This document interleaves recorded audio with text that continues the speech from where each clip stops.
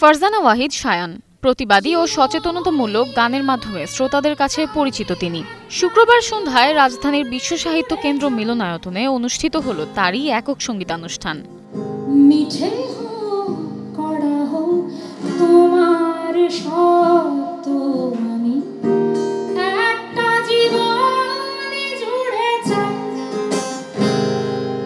আমি সুন্দর হব শিরোনামে প্রথমবারের মতো এই সঙ্গীতানুষ্ঠানের আয়োজন করে বিটুইন দ্য লাইন।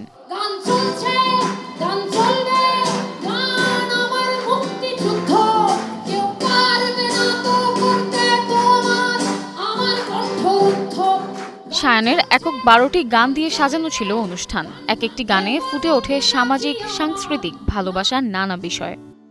আমি কখনো ভাবিনি হিন্দু আমার ছোট, শুধু ফাজার ওয়াক্তে ভোরের আজান শুনে।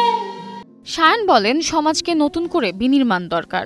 গান হতে পারে সৌন্দর্য ও প্রতিবাদের ভাষা, তারই অংশ হিসেবে এই আয়োজন।